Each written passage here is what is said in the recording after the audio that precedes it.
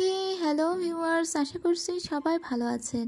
Filter ড্রামার আজকে দ্বিতীয় পার্টের গল্প নিয়ে এসেছি। এই পার্টটা এত বেশি ফানি যে আপনারা হাসতে হাসতে গড়াগড়ি খাবেন। অনেক কাল পরে এত ফানি একটা ড্রামা দেখছি, এজন্য আমি নিজে অনেক এক্সাইটেড যে আসলে ফানি ড্রামাগুলো না এক্সপ্লেন করে বোঝানো যায় না। আমি চেষ্টা করব আমার মতো করে বোঝানোর, কিন্তু তার আগেই একটা ছোট কথা বলে দিতে চাই। আগের দিন আপনারা সবাই দেখছি আমাকে অনেক বকাঝকা করছেন যে আমি এত সুন্দরী মেয়েকে কেন কুৎসিত বললাম। আসলে ভাই, কুৎসিত তো আমি বলিনি, কুৎসিত তো বলছে এই ড্রামার পরিচালক। তারা এত সুন্দর একটা মেয়েকে কুৎসিত হিসেবেই প্রেজেন্ট করছে। আসলে সে তো কুৎসিত না, সে যদি কুৎসিত হতো তাহলে কি কখনো নায়িকা হতে পারতো? তো এটা তো আমি বলিনি, এটা ড্রামাতেই বলছে, তাই আমি সেভাবেই প্রেজেন্ট করছি। শুধু শুধু আপনারা আমাকে দোষ দিয়েন না। আমি নিজেও ল্যান্ডিলির অনেক বেশি ভক্ত, মানে ওই নায়িকার সব ড্রামা আমি দেখি। ইভেন ওই নায়িকাকে আমার প্রচণ্ড ভালো লাগে। তো চলুন দেখা যাক এই পর্বে কি হয়েছিল। আমরা গত পর্বে দেখেছিলাম যে নায়িকা পালাতে গিয়েই পা ভেঙে ফেলেছিল, সেজন্য তাকে হাসপাতালে নিয়ে আসা হয়। আর তাংচি সবসময়ই সু মিয়াওয়ের অনেক বেশি খেয়াল রাখছিল। এতে সু মিয়াও খুবই রেগে যায় আর তাংচিকে বলে, তুমি এখান থেকে চলে যাও। তুমি বুঝতে পারছো না আমি তোমাকে কতটা অপছন্দ করি, আর আমি তোমার মুখটাও পর্যন্ত দেখতে চাই না। এই কথা শুনে তাংচি খুব মন খারাপ করে এখান থেকে চলে যায়। এরপরে লিন আসে ওর সঙ্গে দেখা করতে। ও সুচেংকে বলে, তুমি ওকে কি বলেছ? তখন সুচেং রূপে সুমিয়াও বলে, আমি ওকে রিজেক্ট করে দিয়েছি। ভালো করেছি না? যাই হোক, পরদিন ওর এক কলিগের কাছে ফোন দিয়েছিল সুচেং, যেহেতু ও নিজে কাজে যেতে পারছে না, কিন্তু ওর অনেক কাজ জমে আছে, তাই ওর প্রজেক্টের ব্যাপারে ওর প্ল্যানটা শেয়ার করেছিল ওরই এক কলিগের সঙ্গে। ওর কলিগকেও বলেছিল যে আমার এই প্ল্যান অনুযায়ী তুমি প্লিজ আমার প্রেজেন্টেশনটা দিয়ে দিবে। তো ওর কলিগ ওর কথা অনুযায়ী প্রেজেন্টেশনটা দিয়েছিল, কারণ এতে ওর কলিগের স্বার্থ ছিল। সে কিন্তু সমস্তটাই সু চেংয়ের প্ল্যানই নিয়েছিল, কিন্তু জাহির করছিল যে এই প্ল্যান সে নিজে বানিয়েছে, যে কারণে সবাই ওকে বাহবা দিচ্ছিল। কিন্তু সে যেসব ডাটা অ্যানালাইসিস করেছে সেই ডাটা তো কারোরই পাওয়ার কথা নয়, কারণ তাংচি নিজে সেগুলো সু চেংকে দিয়েছিল। তাংচি ওকে বলে, এই প্ল্যানটা কি সত্যিই তোমার নাকি অন্য কারোর? তখন মেয়েটি বুঝতে পারে আর বলে, আসলে প্ল্যানটা আমি একজনের সঙ্গে মিলে করেছি। আসলে প্ল্যানটা সুচেং কিছুটা দিয়েছিল, আমি ফুলফিল করে দিয়েছি। তারপরেও ওই ক্রেডিট নিতে থাকে, কিন্তু পুরো প্ল্যানটাই ছিল সুচেংয়ের। অন্যদিকে আমরা লিনকে দেখতে পাই। ও যেহেতু কমিক রাইটার, সেজন্য ও একটা কমিক ক্যারেক্টার কেনার জন্য একটা দোকানে এসেছিল। এখানে ও 20টা ডিম ক্রয় করে, কারণ ওই কমিকটা নিতে গেলে, মানে ওই কমিক ক্যারেক্টার নিতে গেলে ওকে একটা ভাউচার পেতে হবে। আর 20টা ডিমের 19টাই ও ফাটিয়ে দেয়, তার ভিতরেও ভাউচার ছিল না। এদিকে আমরা আবার ইউকে দেখতে পাই। ইউও সেই সেম দোকানে এসেছিল। এখানে এসে ও লিনকে দেখে ডিম ফাটাচ্ছে, কিন্তু লিন 19টা ডিম ফাটিয়েও এখনো পর্যন্ত গিফট ভাউচারটা পেল না। আর একটা ডিম বাকি ছিল, আর সেটা ফাটিয়েই ইউ কিন্তু একটা ভাউচার পেয়ে যায়। লিন বলে, আমার কপাল এত খারাপ, যতবারই আমার তোমার সঙ্গে দেখা হয়েছে ততবারই আমার কপাল খারাপ হয়ে গিয়েছে। ইউ বলে, এটা সত্য কথা, কারণ যতবার আমার তোমার সাথে দেখা হয়েছে ততবার আমার কপাল খুবই ভালো ছিল। যাই হোক, এই ডলটা আমি তোমাকে দিচ্ছি। কিন্তু লিন বলে, না, এটা আমি নিব না, যেহেতু আমি নিতে পারিনি আমি আর নিব না।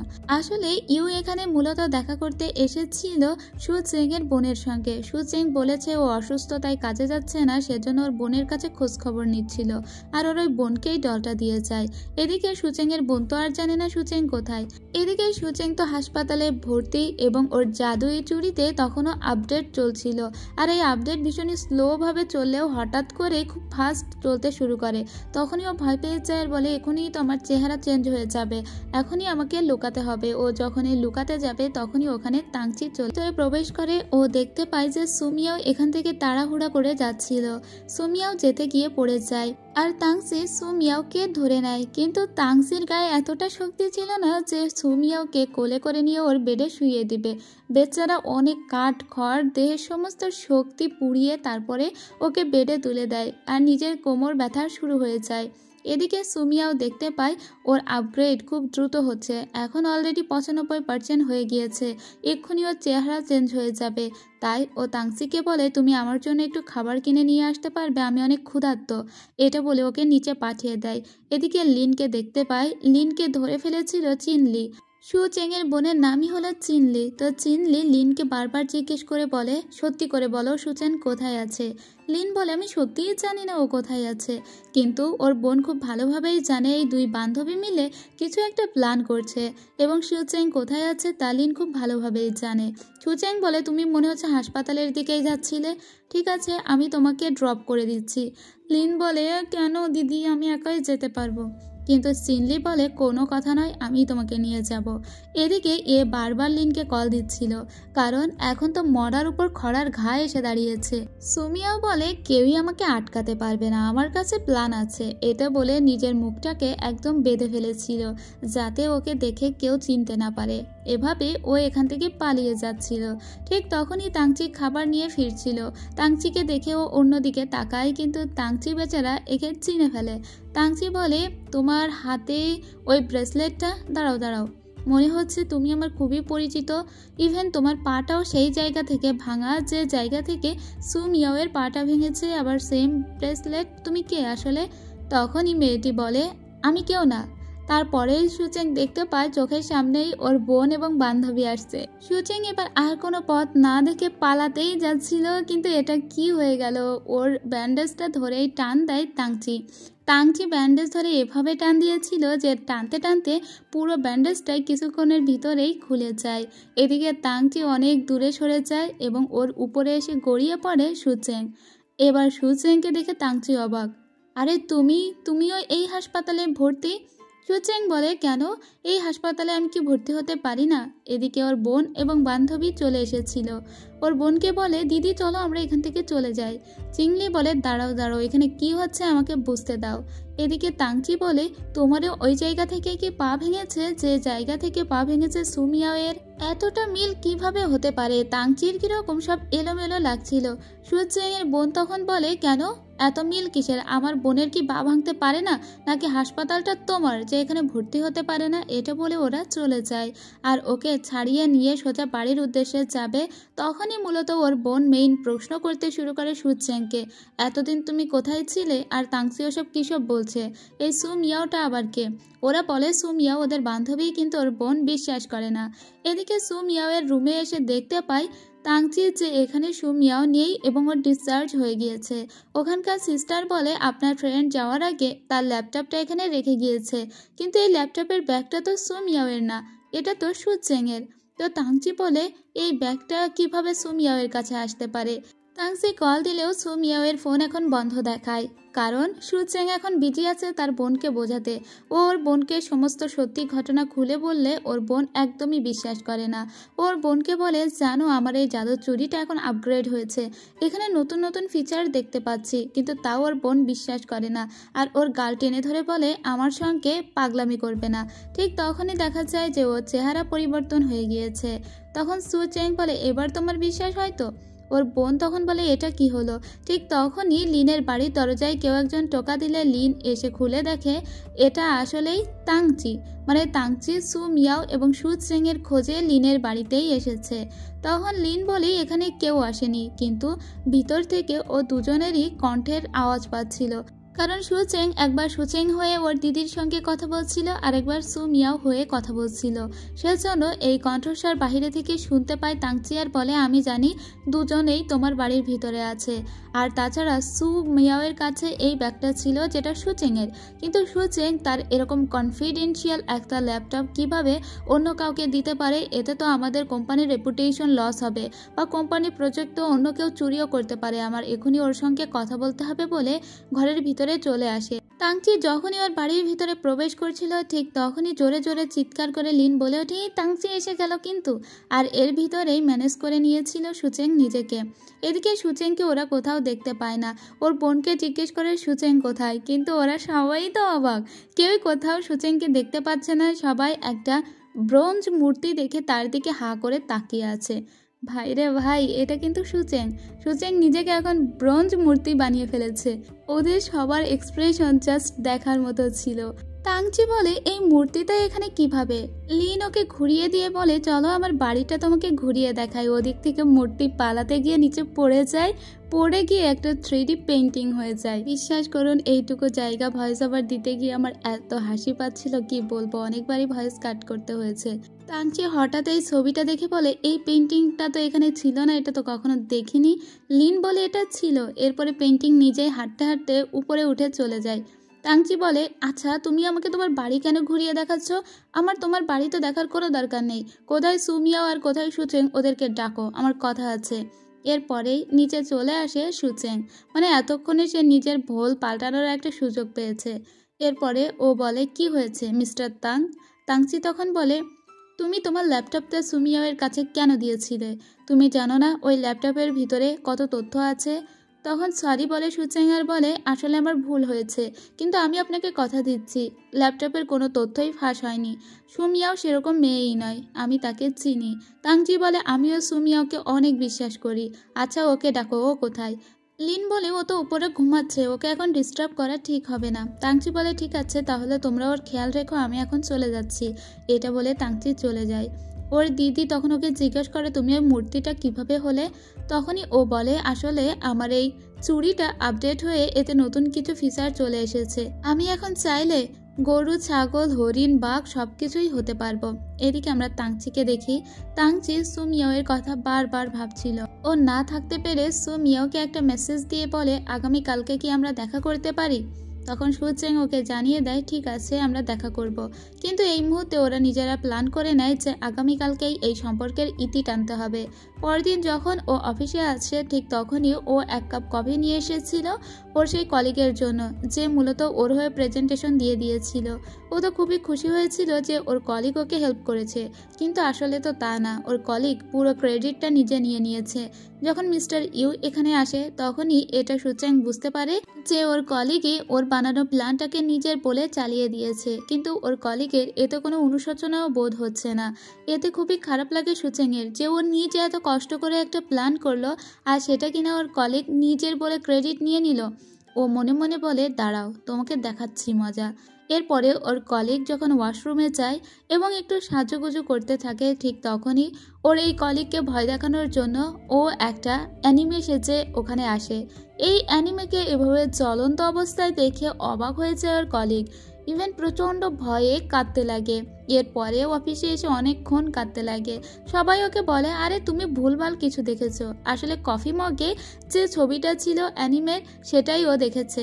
সুচেং ওর সামনে আসলে তখন ওর কলিগ সরি বলে আর বলে, আমি তোমার সঙ্গে অন্যায় করেছি বলে গড এভাবে আমাকে শাস্তি দিল, তুমি আমাকে ক্ষমা করে দিও।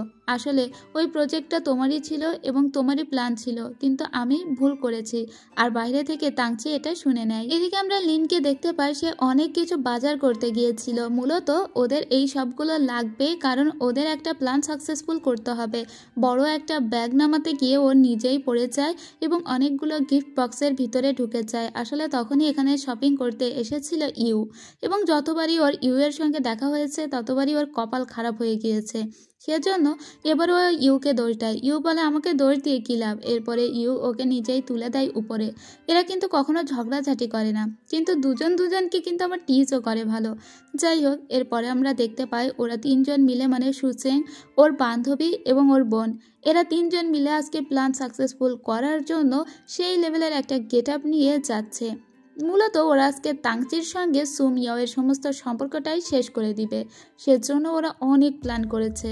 এদিকে আমরা তাংচিকে দেখতে পাই। তাংচিকে মূলত ওরা একটা নদীর পাড়ে এসে অপেক্ষা করতে বলেছিল। দূর থেকে এরা আবার তাংচির উপরে নজরও রাখছে। কিছুক্ষণ পরে তাংচির সঙ্গে দেখা করতে এখানে সুমিয়াও চলে আসে। তাংচি খুশি হয়ে বলে, আমি তো ভেবেছিলাম তুমি হয়তো আজকে আসবেই না। সুমিয়াও বলে, আমার একটু দেরি হয়ে গেল, কিন্তু দেখো আমি কতগুলো বাজি নিয়ে এসেছি, আজকে আমরা এগুলো পোড়াবো। তাংচি বলে, কিন্তু এখন তো দিনের বেলা কে বাজি পোড়ায়? সুমিয়াও বলে, তো কি হয়েছে, আমি এখন দিনের বেলাতেই বাজি পোড়াবো, আমার মনে হয়েছে পোড়াবো তাই পোড়াবো। তাংচির আর কিছু করার থাকে না, তাই ও বলে, আচ্ছা ঠিক আছে চলো আমরা বাজি পোড়াই।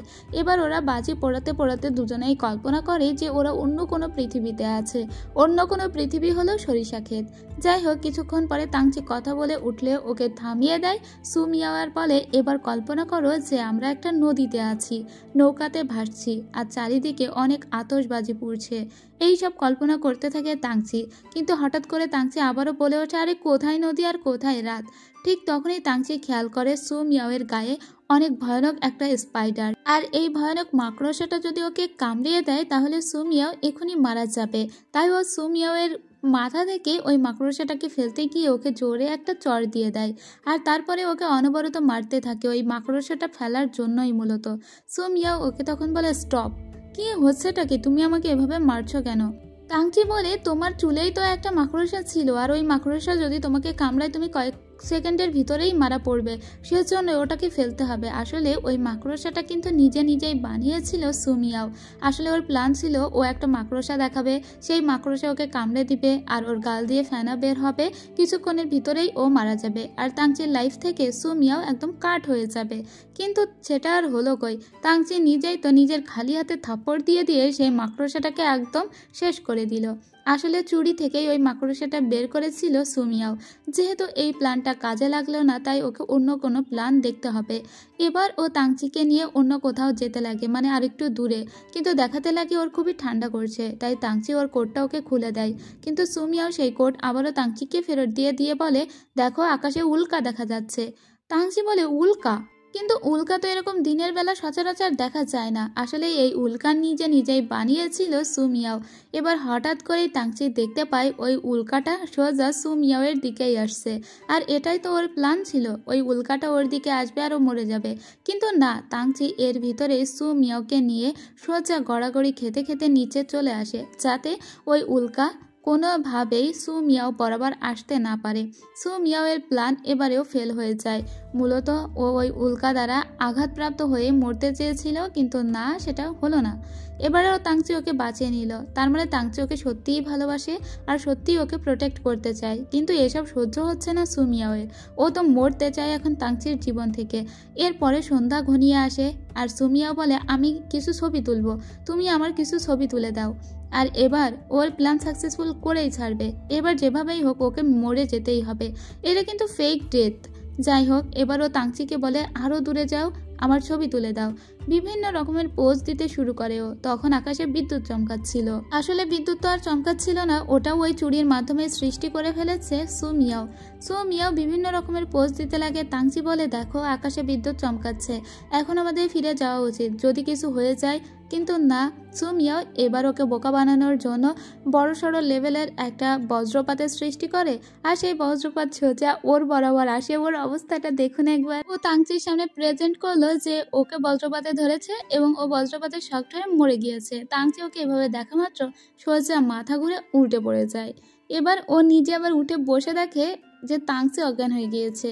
ও মনে করে তাংচি মরে গেল নাকি। ও তাংচিকে বারবার ডাকলেও তাংচির কোনো সারা শব্দ নেই। আর এদিকে ওর বোন আর বান্ধবী এসে বলে, কি রে, মরার না কথা ছিল তোর, ও মরলো কিভাবে? এরপরে ওরা বড় ব্যাগের ভিতরে নিয়ে তাংচিকে সোজা হাসপাতালে নিয়ে আসে।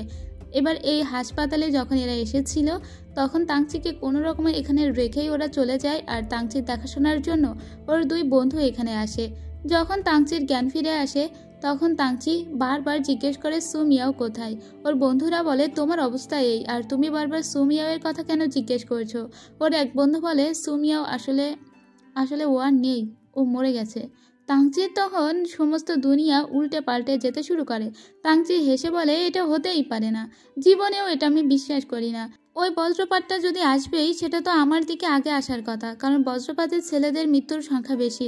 আমাকে সু মিয়াওয়ের কাছে নিয়ে চলো। এদিকে সু মিয়াওয়ের মৃত্যুর শ্রাদ্ধের সমস্ত কিছুর আয়োজন করে ফেলেছে এরা তিনজন, এবং নিজেদের একটু কান্নাকাটিও করতে হবে, কারণ সু মিয়াও এদের বান্ধবী ছিল, সেই বলেই তো সবার কাছে পরিচয় দিয়েছে। এরপরে ওরা একটা কেমিক্যাল নিয়ে আসে, যেটা চোখে দিলে নাকি চোখ দিয়ে ঝরঝর করে পানি পড়তে লাগবে। এরপরে তিনজনেই চোখে দিয়ে অ্যাঁ করে কাঁদতে শুরু করে। এরপরে তাংসি আর ওর দুই বন্ধু আসে এখানে কুর্নিশ করতে, সু মিয়াওকে শেষ বিদায় জানাতে। এসে দেখে এরা তিনজন তো কেঁদে একাকার করে ফেলছে। এদিকে লিনের সেই রুমালটা আবার পড়ে গিয়েছে, সেটা আবার ইউ তুলে দিয়ে বলছে, বেশি কান্নাকাটি করো না। কিন্তু ওটা চোখে দিয়ে মেয়ে আরও কাঁদতে শুরু করে, কারণ ওটা চোখে দিলেই তো কান্নাটা ভালোভাবে আসবে। আসলে সবাই মজা করছিল, কিন্তু তাংচির ভিতরটা একদম জ্বলে পড়ে যাচ্ছিল। ও সত্যি ওর ভালোবাসার মানুষকে এভাবে হারিয়ে ফেলবে, এটা কত বড় একটা বেদনা সেটা মনে হয় কেউ অনুধাবন করতে পারছে না। তবে তাংচির এই অবস্থা দেখে এবার খারাপ লাগতে শুরু করে সুচেংয়ের মনে হচ্ছিল ও একটু বেশি ব্রুটাল কাজকর্ম করে ফেলেছে বোধহয়। ওরা সবাই বাড়িতে আসার পরে সুচেং ওর বোনকে বলে, আমার মনে হয় তাংচি সত্যিই কষ্ট পেয়েছে, শুধু শুধু আমরা ওকে কষ্ট দিলাম। তখন লিন বলে, আরে 1 মাসের পরিচয় ওদের, এতে সুমিয়াওয়ের জন্য ওর এরকম অবস্থা হবে না যে ও মরে যাবে, তুমি বাদ দাও তো। এদিকে তাংচি সত্যিই কষ্ট পেয়েছিল এবং ও এতটাই কষ্ট পেয়েছিল যে ওয়াইন খেয়ে নিজেকে সামলানোর চেষ্টা করে আর চোখের সামনে বারবার ও সুমিয়াওকে দেখতে পাচ্ছিল। আর এদিকে এরা 3 জন তো মজা করছিল যে ওদের প্ল্যান সাকসেসফুল হয়ে গিয়েছে, বেচারা সুমিয়াওয়ের পার্ট আর কখনোই করতে হবে না ওকে। এদিকে তাংচির চোখের অবস্থা খারাপ হয়ে গিয়েছিল, কারণ ও যে অজ্ঞান হয়ে গিয়েছিল ছোটবেলা থেকেই ও চোখে সবসময় কম দেখে, এমনকি চশমা পরেও কম দেখে, তাই ও অফিসেও আসে না। এদিকে ও অফিসে না আসায় চিন্তিত হয়ে পড়েছিল সুচেং বলে, ওর মনে হয় আমি বেশি কষ্ট দিয়ে ফেলেছি। যাই হোক, সেদিন লিন যাচ্ছিল ওর বাসায়, ঠিক তখনই লিন গাড়ি থেকে নামতে গিয়ে ওর জুতা খুলে পড়ে যায় আর ইউয়ের সঙ্গে ওর দেখা হয়ে যায়। কেউ বলে, দেখো আমার সঙ্গে দেখা হলেই তোমার মন্দ ভাগ্য শুরু হয়ে যায়। যাই হোক, আজকে আমি একটা বিশেষ কারণে তোমার এখানে এসেছি। কিন্তু ও তখন ওর পায়ের ট্যাটুটা দেখে বলে, বাহ সুন্দর ট্যাটু তো, তোমার কি কোনো কমিকের ক্যারেক্টার নাকি এটা? ও যেহেতু কমিক লিখতো আর ইউ এটাকে অনেক বেশি সাপোর্ট করতো। লিন বলে, যাই হোক তুমি এখানে কেন এসেছো? ইউ বলে, আসলে সুমিয়াওয়ের কোনো জিনিসপত্র কি তোমার কাছে আছে? যদি থাকে তাহলে আমাকে দাও, ওগুলো আমি তাংচিকে দিব। ঠিক তখনই তাংচির একটা কল আসে। তাংচি বলে, সুমিয়াওয়ের কিছু জিনিসপত্র আমাদের অফিসেই ছিল, আমি সেগুলো আমার নিজের কাছে নিয়েছি। আর এটা লিন শুনতে পেয়ে মনে করে যে এটা এক্ষুনি আমাকে যেভাবেই হোক সুচেংকে জানাতে হবে, কারণ সুমিয়াওয়ের জিনিস মানেই তো সেটা সুচেংয়ের জিনিস, আর সুমিয়াওয়ের হাতের ছাপ মানেই সুচেংয়ের হাতের ছাপ। সো এখন সুমিয়াওয়ের জিনিসগুলো যে পাবে তাতে কিন্তু সুচেংয়ের হাতের ছাপ থাকবে। সো এখন সুচেং কিন্তু ঝামেলায় পড়ে গিয়েছে। তাছাড়া তাংচি একজন ল্যাব রিসার্চার, ও যদি কোনোভাবে স্যাম্পল বের করে ফেলে তাহলে তো বুঝতে পারবে ওইসব জিনিসপত্রে ওরই হাতের ছাপ আছে। এদিকে তাংচি অফিসে যায় না, বাড়িতে বসেছিল এবং সুমিয়াওয়ের যেসব জিনিসপত্র ওর কাছে আনা হয়েছিল ও সেগুলোকেই দেখছিল। যেমন এখানে সুমিয়াও যে লিপস্টিক ইউজ করতো, যে ফেস পাউডার ইউজ করতো, বা ওর যেসব মেকআপের জিনিসপত্র ছিল সেগুলোকেই ও বসে বসে দেখছিল। এখানে একটা কন্ট্রাক্টে সাইন করার কাগজও ছিল, ও কখনো সুমিয়াওয়ের হাতের লেখা দেখেনি। তো এখানে ও বারবার পড়ার খুবই চেষ্টা করে, কিন্তু ওর চোখের এখন এতটাই বাজে অবস্থা ছিল যে চশমা পরা সত্ত্বেও ও কোনো কিছুই ঠিকঠাক দেখতে পারছিল না। ঠিক তখনই ও অনুভব করে যে ওর বাড়ির দরজায় কেউ খটখট করছে। তখনই ও বাড়ির দরজা খুলতে আসে, এসে দেখে আরে এটা তো সুচেং বলে, আমার মনে হলো আপনি বাড়ির ভিতরে একা একা বোরিং ফিল করছেন, সেজন্য আপনার সঙ্গে দেখা করতে এসেছি। কিন্তু ওকে একদম মুখের উপরেই না করে দিয়েছিল তাংচি বলে, তুমি যাও, আমি একা থাকতেই প্রিফার করি। যাই হোক, এখন বাড়ির ভিতরে তো কোনোভাবেই সুচেং ঢুকতে পারলো না, তাহলে সুমিয়াওয়ের জিনিসগুলো সরাবে কি করে? রুমে এসে তাংচি আবারও সেই কন্ট্রাক্ট সাইনটা পড়তে শুরু করে, কিন্তু তাও ও চোখে কিচ্ছু দেখতে পারছিল না। ও তখন আবারও ওর দরজায় ঠকঠক আওয়াজ পেয়ে বাইরে খুলতে এসে দেখে এখানে তো কেউ নেই। নিচে তাকিয়ে দেখে আরে এটা তো একটা সাদা পশম আলা প্রাণী। এই প্রাণীটার একটা অদ্ভুত নাম আছে, আমি বলছি না, একে আমি ভেড়া বলেই ডাকবো, ঠিক আছে? তো এই ভেড়াকেও বলে, এই তুমি কার ভেড়া? তুমি কি হারিয়ে গিয়েছো? তুমি এখানে কি করছো? ঠিক তখনই ওর বন্ধু ওকে কল দিয়ে বলে, তোর কাছে একটা ভেড়া গিয়েছে। ওই ভেড়াটাকেই মূলত সুমিয়াও পুষতো, তো সেজন্যই ওটা লিন তোর কাছে পাঠিয়ে দিয়েছে, ওটা তুই নিজের কাছে রাখ। তো ও তখন ভেড়াটাকে বলে, চলো ভিতরে এসো। কিন্তু ভেড়াটা ছিল আবার অনেক বেশি জেদি, ও একটু রাগ দেখাচ্ছিল। তারপরে ও ভিতরে প্রবেশ করে। এই ভেড়াটা কে বলুন তো? এ কিন্তু আসলে সুচেং। তো এ যেহেতু একটা সাদা পশমওয়ালা প্রাণী এবং এ ঠান্ডা এলাকায় থাকে, তাই এ যখনই ভিতরে আসে ওর জন্য ভীষণই এসির ব্যবস্থা করে দিয়েছিল তাংচি। আর এতে আমাদের সুচেংয়েরই সব থেকে বেশি কষ্ট হচ্ছিল। সুচেং বলে, তুমি তো আমার আদর করতে করতে মেরেই ফেলে দিবা মনে হচ্ছে। তাংচি তো এই ভেড়াটার খুবই যত্ন নিতে শুরু করে, কারণ ওটা সুমিয়াওয়ের ভেড়া। এরপরে ভেড়াটা দেখতে পায় যে এখানে একটা কন্ট্রাক্ট পেপার পড়ার চেষ্টা করছে তাংচি, কিন্তু ওটা কোনোভাবেই দেখতে পাচ্ছে না। যেহেতু এটা সুচেং, তাই সুচেং মনে মনে বলে, আরে ওই কাগজটা তো আমাকে আগেই ছিঁড়তে হবে।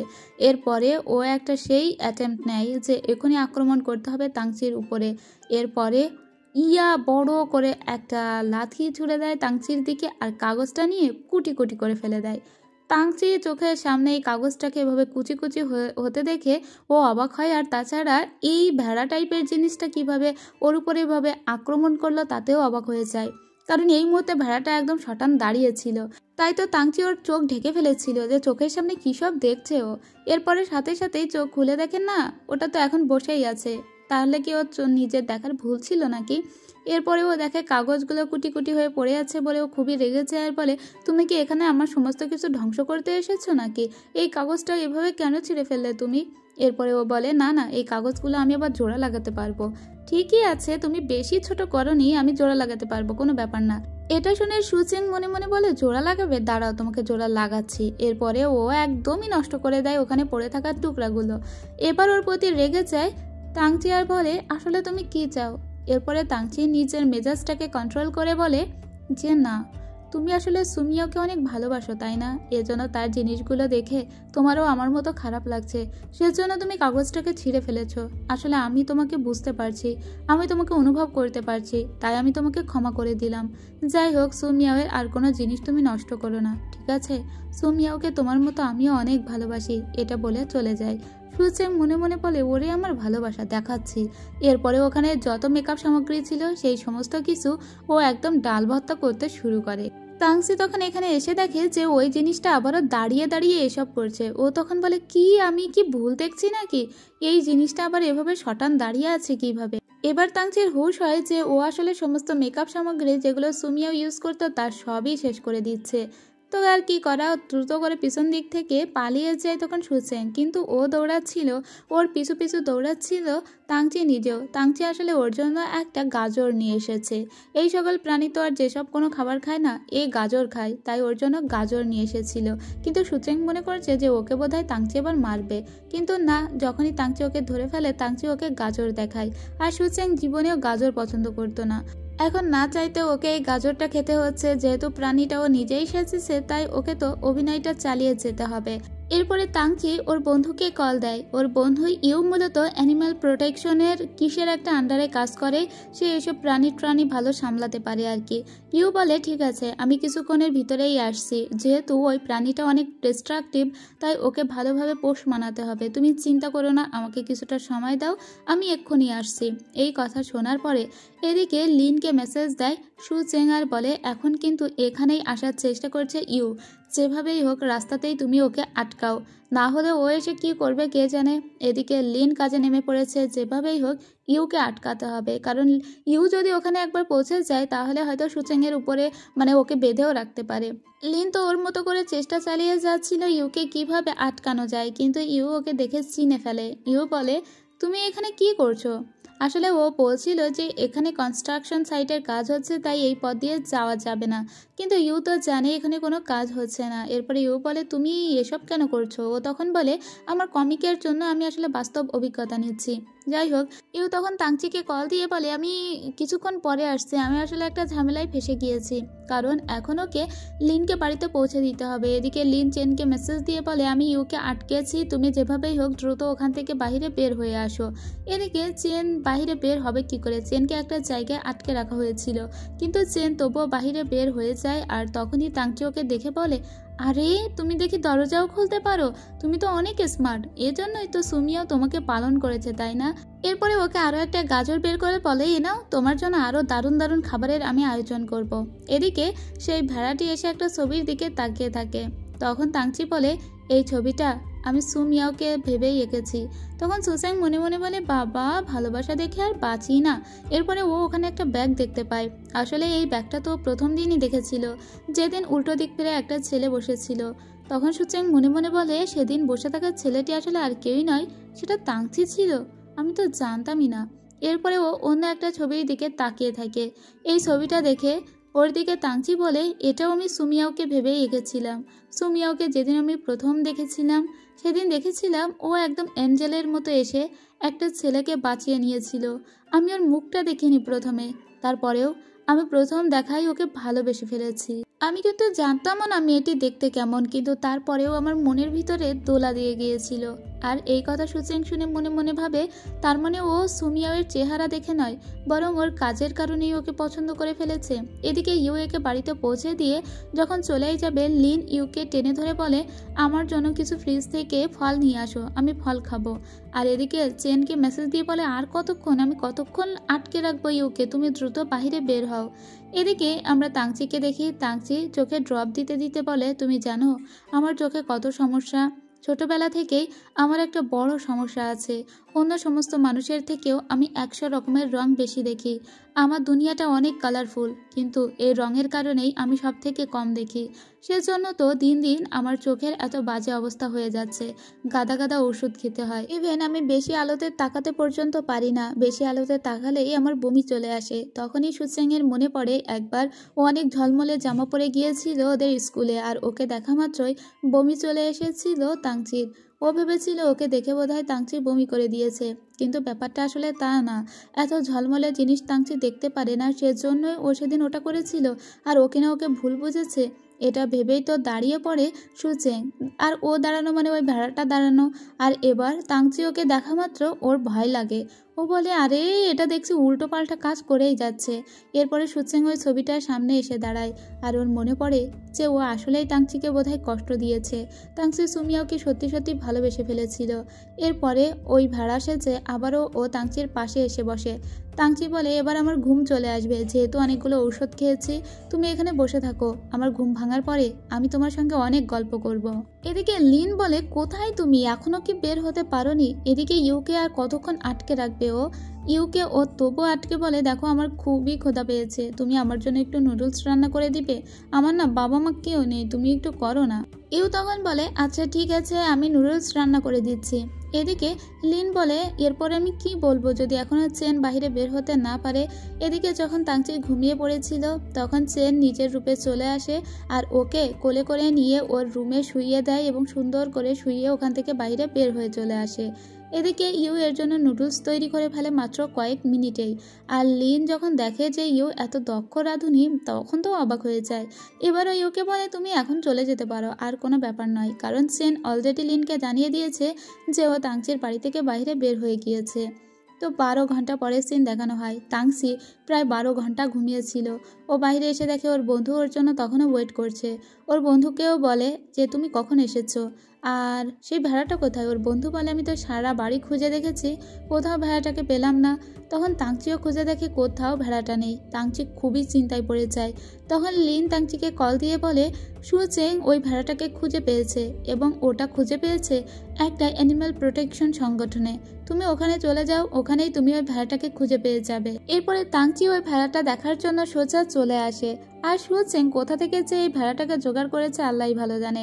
যাই হোক, সুচেং বলে, এটাই তো না, এই ছবিটাই তো, এটাই তো সুমিয়াও এর ভেড়া। কিন্তু তাংচি বলে, না না, কখনোই না, আমি ওই ভেড়াটাকে খুব ভালো করে চিনি, সে অনেক স্মার্ট, এটা কখনোই সেই ভেড়া নয়, তুমি আসলে ভুল করেছো। তারপরেও আমি তোমাকে ধন্যবাদ দিচ্ছি, কারণ তুমি সুমিয়াও এর ভেড়াটা খুঁজে বের করার চেষ্টা করেছো। তারপরেও এটা সেই ভেড়া নয়, কিন্তু তোমাকে এটা করার জন্য ধন্যবাদ। এরপরে তাংচি মন খারাপ করে ওখান থেকে চলে যায়। সেদিন রাত্রে ওরা যখন ঘুমাতে যাচ্ছিল, তখনই ওদের কারো ফোনে মেসেজ আসার শব্দ হয়, কিন্তু এটা লিনেরও ফোন ছিল না, সুচেংয়েরও না। তবে কি সুমিয়াও এর ফোনে কেউ মেসেজ দিচ্ছে? তবে মৃত মানুষের ফোনে কে মেসেজ দিবে? এরপরে ওরা ফোনটা বের করে দেখে এটা আসলে তাংচি মেসেজ করছিল। তাংচি ওকে গুড বাই জানাচ্ছে। তাংচিকে সত্যি ও হার্ট করে ফেলেছে, এজন্য ওর নিজেরই অনেক রাত পর্যন্ত খারাপ লাগে যে তাংচি সত্যি সুমিয়াওকে এতটা ভালোবেসে ফেললো, আর আমি কিনা ওকে এভাবে হার্ট করলাম। তাংচি তখনও গুড বাই জানিয়ে যাচ্ছিল আর বলছিল, তোমার স্মৃতি আঁকড়েই আমি কেবল বেঁচে থাকবো। পরদিন সকালবেলা কাজে যখন যায় সুচেং, তখনই ওর তাংচির সঙ্গে দেখা হয়। ও তাংচির খুব মন খারাপ দেখে তাংচির সঙ্গে কথা বলার চেষ্টা করে, তাংচিকে একটু চির আপ করার চেষ্টা করে, তাংচিকে জিজ্ঞেস করে খেয়েছে কিনা। তাংচি বলে খায়নি। তখনও নিজের খাবারটা ওর দিকে এগিয়ে দিয়ে বলে, আমি এক্সট্রা খাবার নিয়ে এসেছি। কিন্তু তাংচি বলে, আমার দরকার নেই। তাংচিকে ভিতরে ভিতরে অনেক মন মরা লাগছিল। সুচেং ওরকে অনেক চেয়ার আপ করার চেষ্টা করেও পারে না। এদিকে অফিসে যত ফটো ছিল সুমিয়াওয়ের, সেই সব নামিয়ে ফেলা হয় শুধুমাত্র তাংচির জন্য, কারণ তাংচি এগুলো দেখলে ওর খারাপ লাগবে, তাই সমস্ত ফটো খুব দ্রুতই সরিয়ে ফেলা হয়। এরপরে তাংচি কাজে আসে। এরপরে সুচেং অফিসে এসে দেখে এই অবস্থা। সুচেং সবাইকে জিজ্ঞেস করে এই কাগজ সব নামানো কেন, সবাই বলে তাংচির জন্য। এরপরে তাংচি যখন ল্যাবে কাজ করছিল, ওর দুই বন্ধু এসে ওকে দুইটা প্রোডাক্টের ব্যাপারে বলে এবং ওই দুটা নিয়েই মূলত কাজ করতে বলে। একটা হলো প্রোডাক্ট নাম্বার 3 আর একটা হলো প্রোডাক্ট নাম্বার 5। এটা নিয়ে ওরা অনেক বেশি মিটিংও করে এবং ওরা প্রোডাক্ট 3-র উপরেই কাজ করতে শুরু করে। আর এটাই হবে ওদের নেক্সট প্রোডাক্ট এবং এটা এক ধরনের ফেস পাউডার। এদিকে আমরা খুবই সুন্দর একটা ভিউ দেখতে পাই, যেখানে কেউ একজন ফিশিং করছিল আর ওই লেকের পাড়ে বসে বসে ছবি আঁকছিল লিন। লিন মূলত ওর নেক্সট কমিকের জন্যই কিছু ছবি আঁকার ট্রাই করছিল।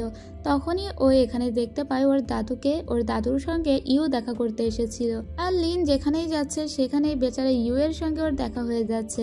ইউ এর সঙ্গে ওর যখন দেখা হচ্ছে, ইউ এর কপাল ভালো হয়ে যাচ্ছে আর ওর কপালটা খারাপ হয়ে যাচ্ছে। যেরকম এখন একটা রাজহাঁস ওদেরকে তাড়া করছিল, কিন্তু ওই রাজা হাঁসটিকে ধরে ফেলে ইউ আর বলে, যেহেতু আমি অ্যানিমাল প্রোটেকশন ফাউন্ডে অনেক দিন কাজ করেছি, তাই কিভাবে সমস্ত পশুদের বশ মানাতে হয় বা প্রাণীদের বশ করতে হয় তা খুব ভালোভাবে জানি।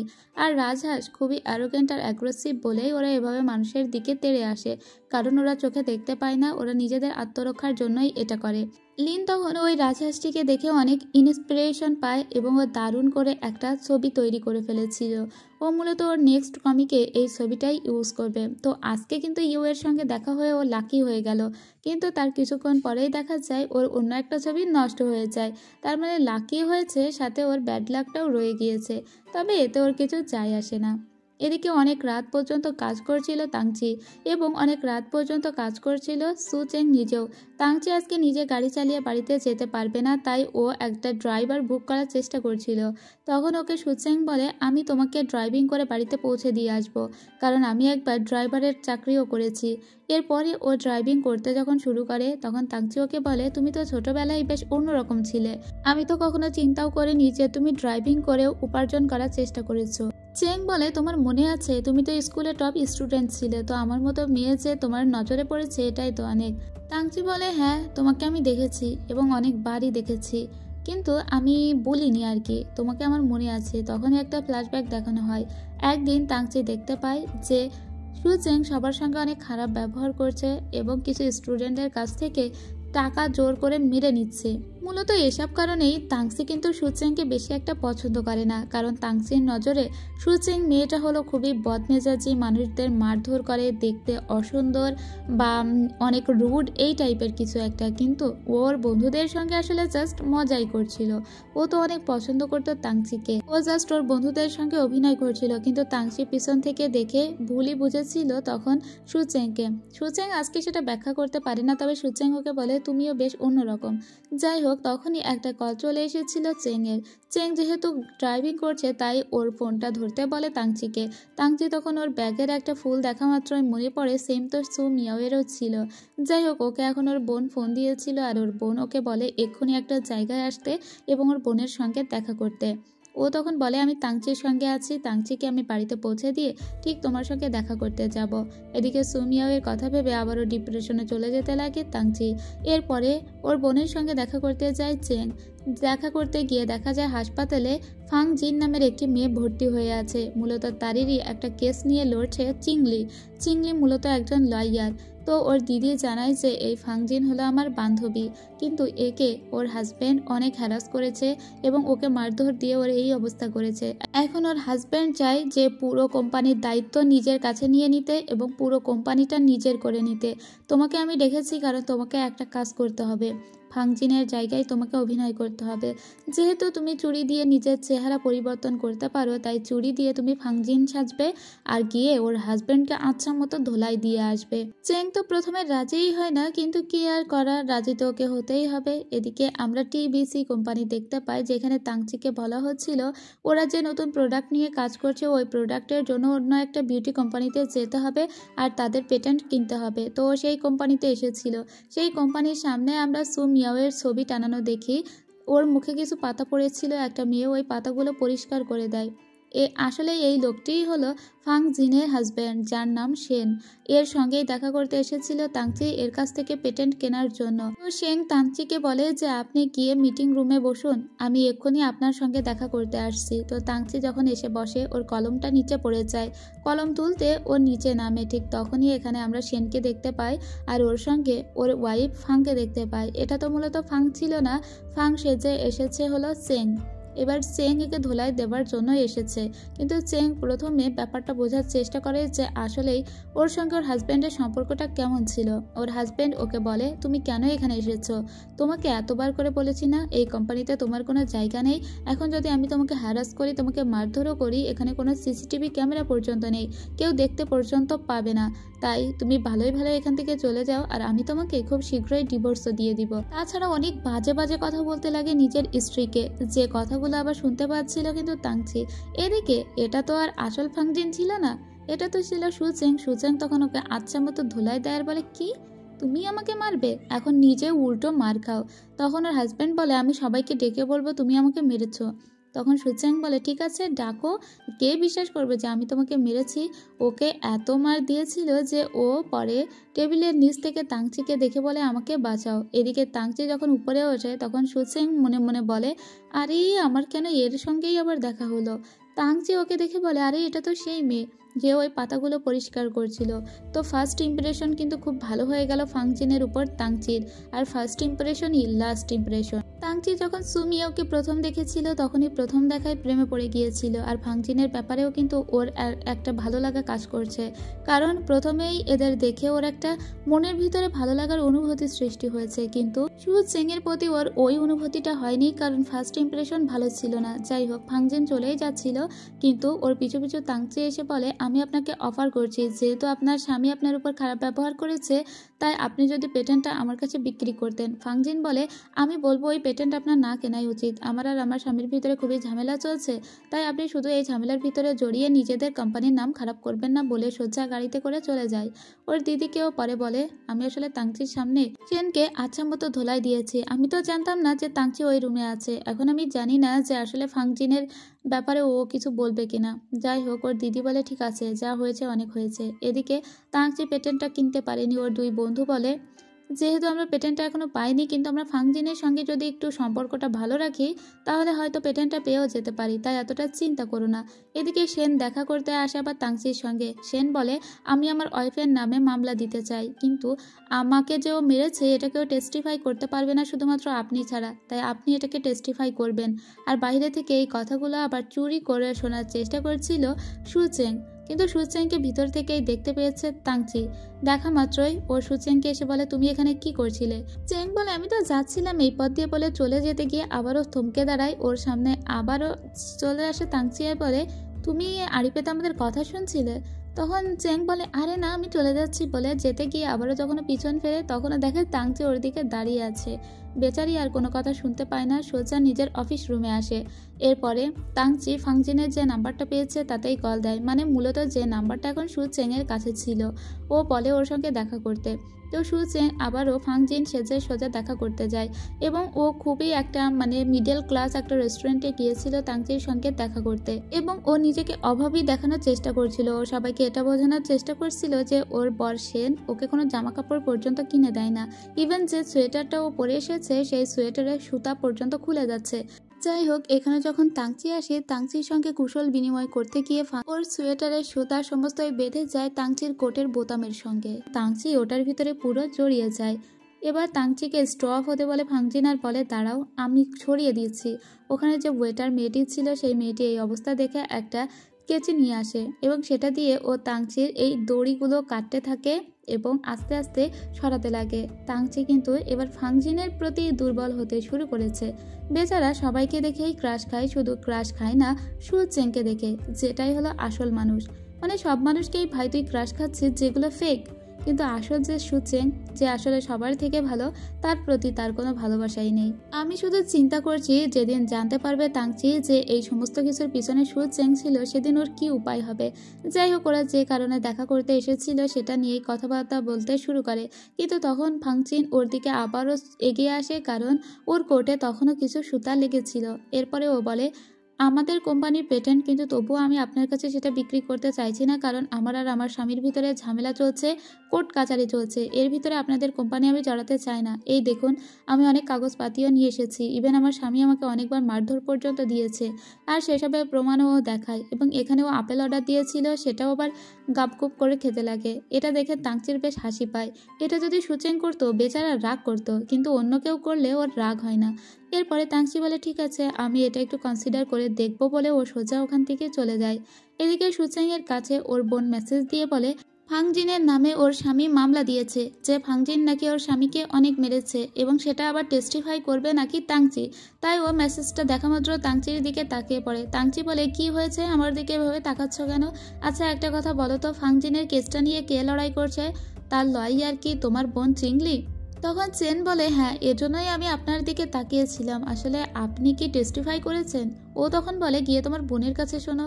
রাত্রিবেলা সুচেং বাড়িতে এসে কেসটা স্টাডি করে, তখনই ও জানতে পারে যে সেনই মূলত তাংচিকে ডেকে নিয়ে গিয়েছিল যাতে তাংচি সমস্ত সত্যি কথা বলে, যে তাংচি দেখেছে সেনকে তার স্ত্রী কিভাবে মেরেছে। তো পুলিশকে জানায় যে হ্যাঁ, তার স্ত্রী তাকে মেরেছে, কিন্তু সে মেরেছে কারণ তার আগে সেন তার স্ত্রীকে অনেক কটু কথা বলেছিল সে নাকি একটা কাঠের চলার মতো, তাকে দেখতে ভালো লাগে না, তাছাড়া তাকে যদি মারধরও করে এখানে দেখার কেউ নেই, হ্যান ত্যান, এজন্যই তো তার স্ত্রী মনে হয় তাকে মেরেছে।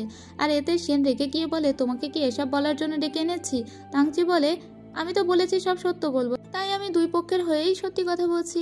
এদিকে আমরা আবার দেখতে পাই সুচেনকে আর ওর বোনকে। সুচেন বলে দেখেছো, তাংচি একতরফা কোনো কথা বললো না, ও দুই পক্ষেই কথা বলেছে। তাংচি আসলে কত ভালো মানুষ।